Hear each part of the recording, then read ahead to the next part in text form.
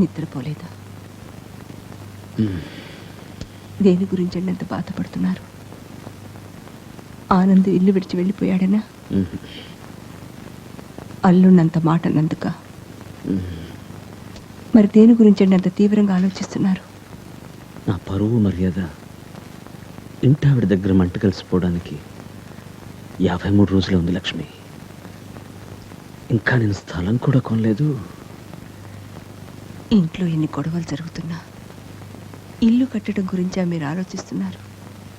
అవును లక్ష్మి, నా కూతుళ్ళు కొడుకులు నన్ను వదిలి వెళ్ళిపోయినట్టు ఇంటావిడకి నేను ఇచ్చిన మాట నుంచి నేను వెనకడుగు వేయగలనా? బాధపడకండి, రేపే మనం ఆ స్థలానికి అడ్వాన్స్ ఇస్తున్నాం.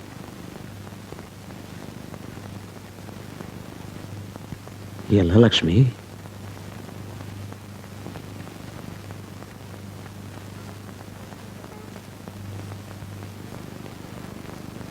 మరో దారి లేదమ్మా. చిన్న రంభంతో కొయ్యాలి. కొస్తే కొంచెం రక్తం వస్తుంది. పర్వాలేదమ్మా. పర్వాలేదు. చాలే ఊరుకో. నీ రక్తాన్ని చిందించే ఉంగరం నాకొద్దు. పద, వస్తానండి.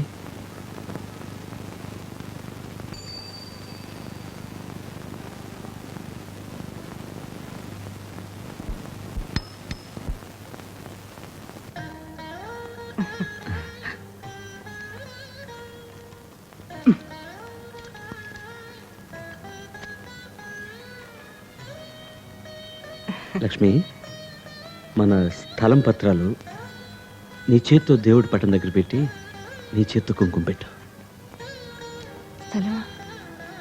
స్థలం ఎలా కొన్నారు? డబ్బు ఎక్కడి నుంచి వచ్చింది? ముందు నేను చెప్పించే లక్ష్మి.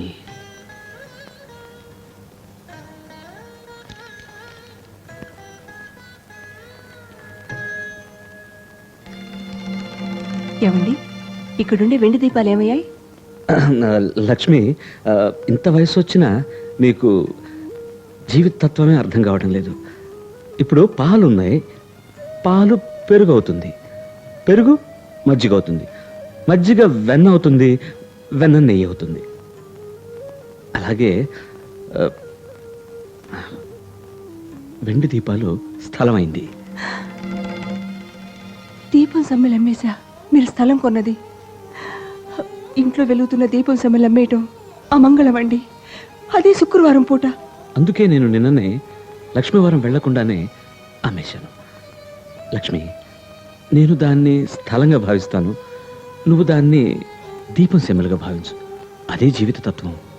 అది ఎలా వీలవుతుందండి? లక్ష్మి, ఇంటికి దీపం ఇల్లాలు అన్నారు.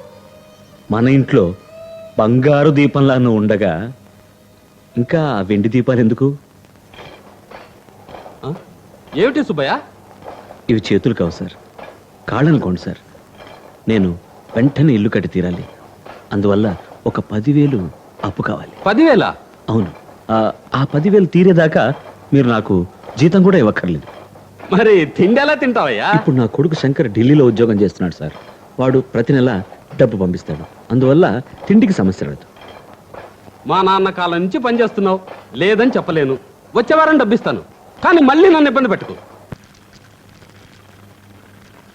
ఇదేమిటండి, శంకర్ రాలేదా? బండి లేటా? ఢిల్లీ బండి కరెక్ట్ టైంకే వచ్చింది. బండి అంతా వెతుకు చూశాను, కానీ శంకర్ కనపడలేదు. ఆ తర్వాత కనుక్కుంటే తెలిసింది అది ఇవాళ రావాల్సిన బండి కాదట, నిన్న రావాల్సిన బండట. తమిళనాడు ఎక్స్ప్రెస్ చూడకపోయారా? అది కరెక్ట్ టైంకి వస్తుందే. నువ్వు ఒకటివి. జీటీ ఎక్స్ప్రెస్ లేట్ మాత్రమే, కానీ తమిళనాడు ఎక్స్ప్రెస్ ఎక్కడుందో కూడా ఎవరికి తెలియదట. ఢిల్లీ నుంచి బయలుదేరింది, కానీ విజయవాడకు రాలేదు.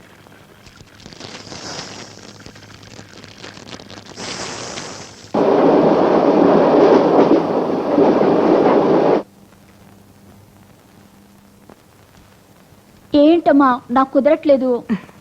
నేర్చుకుంది లేవే, తొందరపడకు.